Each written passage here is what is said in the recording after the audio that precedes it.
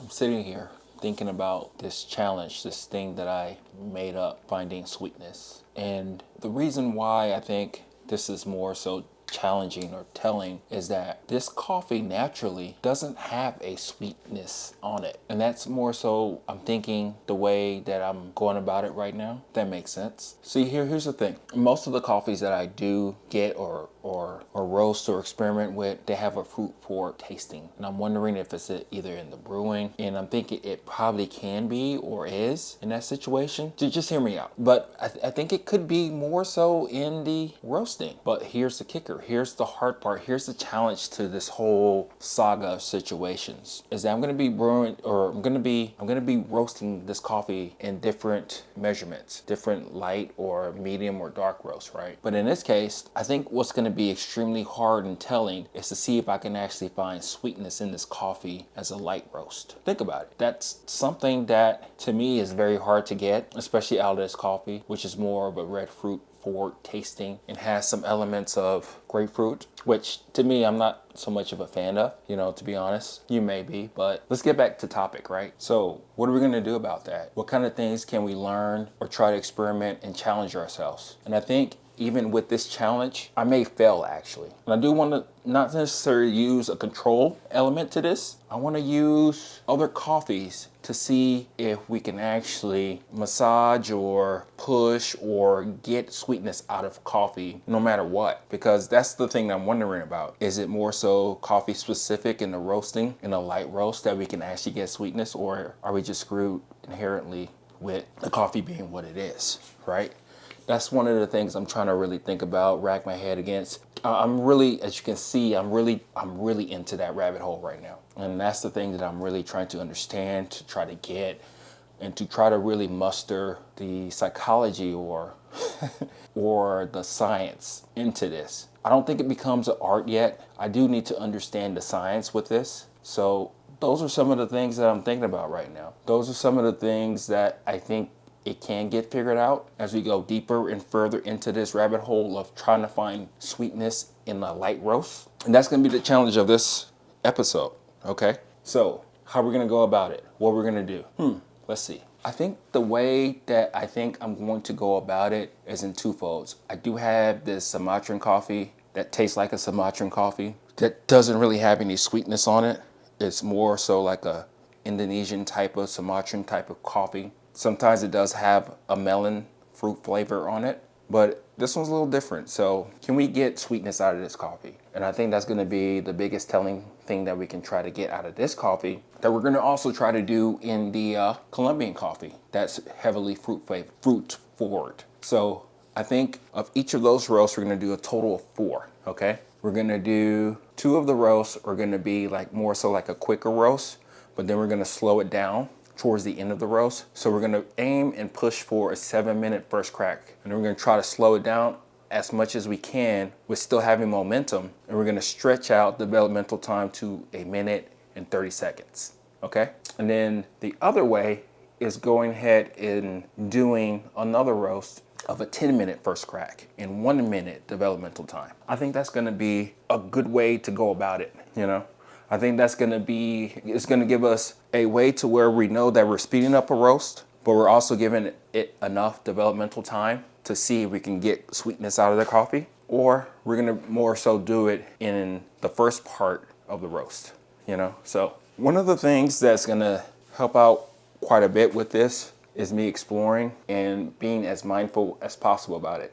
So one of the things that I'm gonna try to focus on and try to get at is seeing if we can measure out everything. So we're gonna measure how much coffee we're gonna be using, what happens when we roast it, and getting the weight of that, to seeing if we can correlate sweetness that way. We're really gonna geek out to really see if we can understand if we can scientifically find sweetness. So let's get at it. Okay, here we go. Before we get started with this roast, here's the game plan. We're gonna roast 4 coffees 2 different ways. I'm using the Sumatran as more so like a control to see if we can get the sweetness out of the coffee too, and to see if it matters so much with the actual coffee versus the roasting profile. So we're gonna do the Colombian, 2 Colombians, one at 7 minutes first crack, that's the goal. and then a minute and a half for developmental time. And then for the other profile, it's going to be 10-minute first crack and 1 minute developmental time. The reason why I'm going for that is because I think I can probably get sweetness in a faster roast as long as I let it develop a little bit for about a minute and a half. And then for the other one, since it's gonna be roasting for so much longer, I don't think we need to develop it that much longer. So a minute should be good enough. So let's go ahead and turn on the roaster and let's get going, okay? Here we go. Yeah. Okay, let me turn on the roaster. There's like 3 different things to, I don't know what I'm doing. B-roll is sketch a little bit, but it's okay. It's getting better, right? I think so. So yeah, the roaster's on. And then I show you the inside where you put the bean hopper in, close it up. Yeah, I probably need to cut that, but you see, here's an overview of the roaster. It's on. I demonstrate what I just did again. Bear with me. I'm not really good at B-roll right now. Probably the next couple of months, but we'll see. Yeah, so opening it up again, showing you where I put the beans. It's a little dirty, but it gets cleaned out. And the roaster's warming up. This is my sample roaster. Really like it a lot. It is a Chinese roaster. It does really well. It's about 150 pounds. So it's not cheaply made at all. But what else? Me showing you what it looks like. And it may look very primitive. You see a timer on the side over there. You see some paper. You're like, what is this guy doing? Oh, he's putting in the beans. The coffee's roasting. You can see the cool things. Me starting the timer. Oh, that's great. Yeah, we could talk more about an actual overview of my roasting philosophy and style.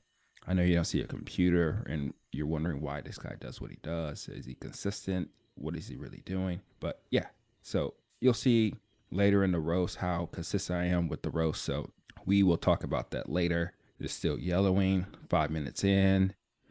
It's browning, 8.5 minutes in. I think this is a longer roast. I did B-roll for all of them, but you just need to see one. This is kind of long already, so we'll see how this works. 10 minutes in, pull the beans. Yeah, this is a longer one. I think this is the Sumatran.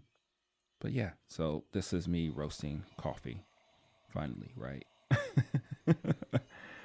All right, so here we go. So I just finished those roasts. I did 2 roasts, a Sumatran and a Colombian coffee. Try to get as close to a 10-minute developmental time, and then not 10-minute developmental time. Try to get to a 10-minute first crack and a 1-minute developmental time. And I was really mostly able to achieve that. Some of the readings are 956 for the Sumatran, and then a 1-minute developmental time. 300 grams of coffee and 259. So 13.67% of weight loss. And then I was able to get a whole bean reading of 67. The Colombian, 9 minutes and 20 seconds, 1 minute developmental time, 200 grams of coffee and 174 grams of roasted coffee. So that's about a 13% weight loss. And the reading also of that was 67. So I don't know what we can make of that right now. It's still some time that we need to wait and taste the coffees. I literally just roasted it just now. So what do we expect? I don't know really what to expect. I hope that the coffees are sweeter,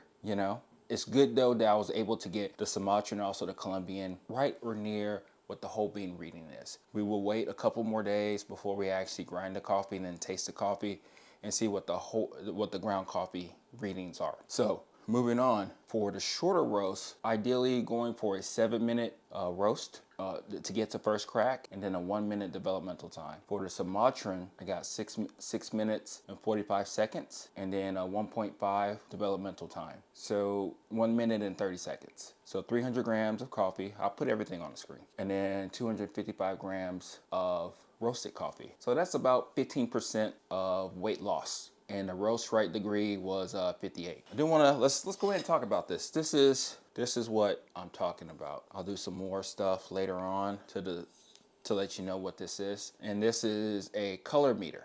So this color meter is able to tell you what degree of roast that we're in, right? So in this case, we have What it says right here at a 55 reading, that's more so whole beans. Let you know what the degree of coffee that you're roasting it is. So for the Sumatran, it's 58, and they say that is a medium roast. Truthfully, it's a dark roast. The way I usually assess the coffee, when it's closer to a 58 or 60, that's closer to a medium dark roast. But at least you know what you're working with, right? And then for the Colombian coffee, 6-minute first crack, and then a 1.5 minute developmental time. And 200 grams of coffee, and then 160 grams, 170 grams of roasted coffee.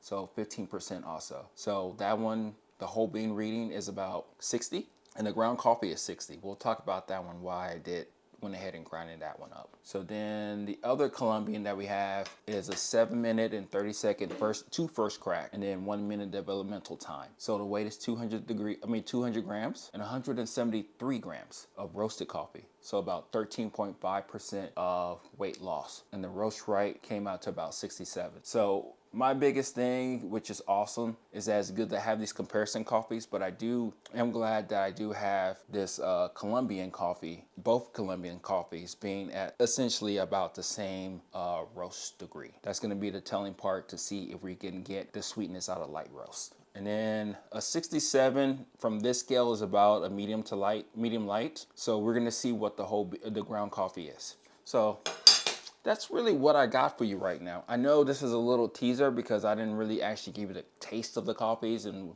we're gonna have to wait. I like to wait because sometimes coffee can play mind games on you. When you drink it the very first time, especially like 2 hours off a roast, you're like, oh, this is amazing, or something's off with it. But if you give it at least 5 to 15 days, that's when you can really tell what the coffee is, what it's all about. So I'm geeking out. I'm geeking out because I wonder if there's a correlation between percent loss versus sweetness versus extraction. I'm just throwing everything at the wall, and we're gonna see how well this really works, because I think we're gonna figure this out.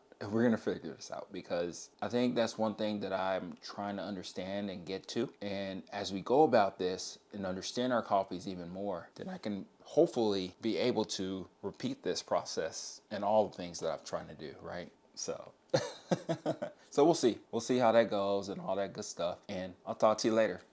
Bye.